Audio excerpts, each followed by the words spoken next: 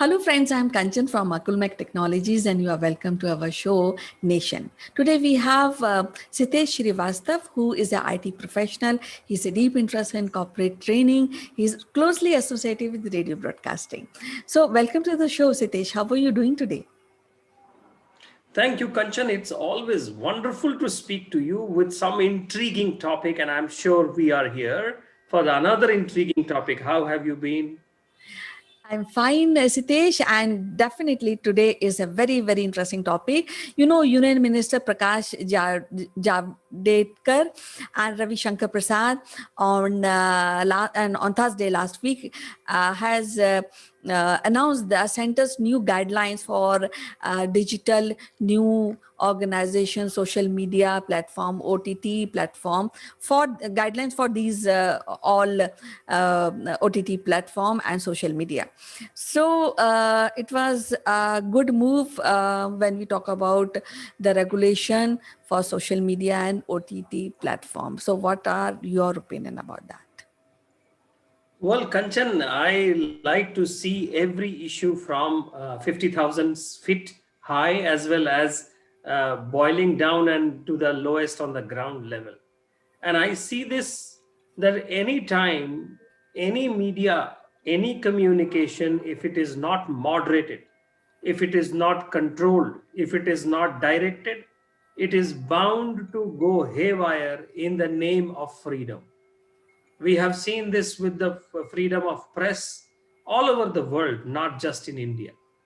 And therefore, the limits, the guidances between the freedom of press, from the freedom of internet, freedom of digital mediums, I think it is important for the law of the land to stand at the top of all the communications that is being passed out, but in a pure gambit of the constitution, which allows communications and free to express ourselves as a freedom. We don't live in a banana state, and therefore the freedom of expression must be there. But who will be the regulator? It is the government of the land. And that's where I am interested to talk to you on this, and let's see how it goes. Yeah, actually, all this is very, very necessary because over the period of time, we are seeing and we are experiencing that all these OTT platform or social media or digital media, they are taking advantage of non-existence of the regulation, and there are instances like there were some unrest, and it was initiated or maybe supported by few of these social media operators, and when government asked to give the details, they say that is not a policy because we don't belong to India. So all these were very, very essential to really curb down the unlawful, the activity which is being initiated in the past by these media. Let me share few slides with you and tell you the ratio, how many people are engaged to these social media. I hope you Yeah. are able to see. Now the total people who are engaged is you can see 53 crores are using WhatsApp, and when you Instagram, it is 21 crore Indian are using, and Twitter is 1 crore 75 lakhs. So it's a substantial amount, and when people are using this, there has to be some regulation. And you see Ravi Shankar Prasad presenting this law, and how it works. It is very, very essential to register, and complaints should be taken care by the compliance officer, which will be appointed by the government and by the company. It depends. I mean, this has not been clear. So I think that compliance officer has to be appointed by the company, so that he or she will look after all the compliance, all the regulation which are being set by Indian government, then all lawful activity should be removed immediately, and that is very very essential because there are so many activity which are going in groups. So that is one aspect of these regulation. Then fake account has to be verified. So now Twitter cannot say that we cannot give this account and we cannot tell the government about these accounts which are fake and they are creating lawlessness in the country. Then you have to tell the reason of suspending and deleting account, which is mandatory. You know that in past Twitter was deleting just like it without giving any reasons. Now Twitter has to give the reason of removing these account. Now all, as we were discussing, that all unlawful activity has to be informed and removed immediately. So that is also one thing. Now there will be grievance officer who will be answerable to government and the people. So suppose if something bad is written about me or you, so I have a grievance, I can go to the grievance officer and then he has to be answerable to me. And if government is asking, then he has to be answerable to the government also. Fake news messages which are inclined to violence can be treated with a strong law. So these few things which are very very important, and we think that that is a right step ahead. Well, Kanchan, I agree to you. But at the same time, there is a caveat that I would also share, which is very well said in Hindi, Sanya Bhay Kotwal. And I think this has to apply. This is true. And like we have censor board, like we have censor for the television, there has to be censor for the digital medium as well. Though this is something interesting, Kanchan, that in India we have cyber laws.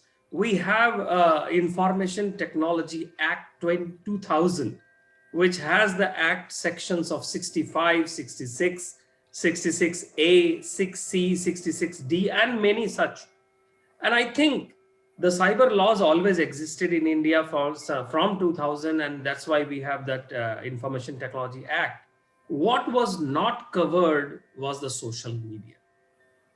And this particular, anybody who is raising the lot of hue and cry against it and the curbing of the freedom of expression should go back and see what was already being practiced in the Information Technology Act and the cyber laws. The only thing is that the social media companies were trying to take the hideaway from which was not implicitly said in the rule. And I think it is important because it is a business. Social media is a business, Twitter is a business, Facebook is a business, all of these. And therefore, when they establish themselves as a business, they have to go via the code of conduct, anti-incumbency, fair treatment to the communications, to the community. And as the minister said, you cannot have two standards, one that was happening in Capitol Hill in the early January and the one that was happening in the Red Fort recently. So you cannot have two different standards just by hiding behind the law. So all over the world, this movement is taking shape. And therefore, it is important the structures that have been built. In India, we have come very late on this, as I mentioned to you, but it has come very well. And I think the best is to have an ethical committee, an ethics committee, just like television and the films. And then we will have the digital news media will follow the rules under Press Council of India. The oversight mechanism will be there with a committee which will represent from ministers and other departments. And I think this code of ethics is something which is like a guidance tool. The Constitution allows all of us to express and our views, but how do you express? Where do you express? To whom it is directed? The choice of words, the choice of phrases, and the context is very, very important. And I think this is some move which is great. I welcome it. Yeah, and as you mentioned that these social media, there's it's also place for business and earning money. And if you recall, Australia is the first person who has dictated Google to share the amount, so certain amount with the local advertising agencies. So I think that is the next step, because whatever these platforms are earning, and they are sharing very less amount to the host company or the mother countries where they are earning in huge amount of revenue. So I think that should be the next step towards making regulation about these commercial, and how much they can take out of the country, and how can they how much they can really earn from that mother country. And it's very Yeah, I crucial. think, and especially Kanchan, the OTT media. There is a general perception that OTT media shows lot of twisted content, and that twisted content they dare not put on the television, they dare not put on the movie film screen, because they know that that will not be permitted. But again, as I say, if movies and the content and the media is a reflection of the society, do we have a right to go and brand it as the universal truth for everyone in the country? In our country itself, where there are, we have a healthy debates, we have a parliament, we have a structure where we can talk about things. There have been protests as well, but dialogue is the key. Monologue is never the key. In social media stuff, what is being observed by uh, uh, international companies is that it has become my way or highway, and that's something which needs to be talked about, which needs to be discussed. And compliance officers is a great move.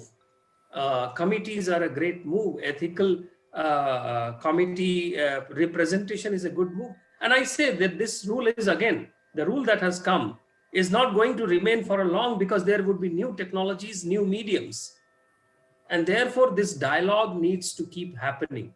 It is not, why did we feel a need for this kind of a law if everything was fine under Information Technology Act 2000? And so therefore there would be another law by another government by another time, and therefore it is nothing that is something new that has happened for the first time. So please, all the critics, understand this from a holistic point of view. When we control the communications within our family, within our schools, within our community, why don't we do it same with the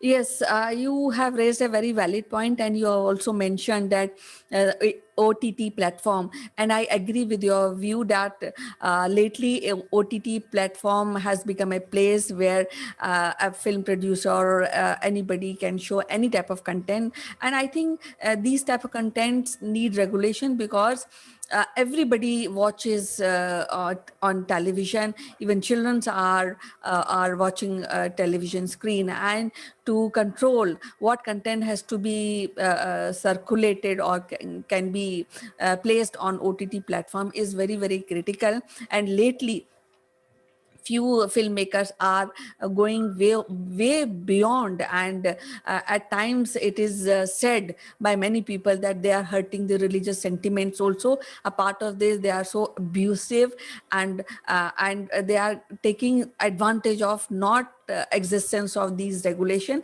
So I really welcome this move of the government, and regulating these platform is a high time, and it is done. And I think we will be having more creative and more safe viewing of digital media and OTT platform. correct. And it is a great question. It's a great question that you have raised. Why don't we have a complete family entertainment on an OTT platform, the new content? It's a very simple on that. Similarly, on our social media, why there was a need to move to Signal or Or on the Twitter side, why did we think a need to move to Ku? Don't they understand? And this is what is the new. In fact, some outlets are also saying that this is going to be detrimental for a freedom of expression, and I don't agree to it. Yeah, definitely. It's not a matter of freedom of expression, because on the name of freedom of expression, you cannot say any comment or any derogatory remark or any time of hurting people's sentiments. And what I feel that I think this is a chance to be more creative with these regulation, and Hmm. that will enhance the creativity on these platform.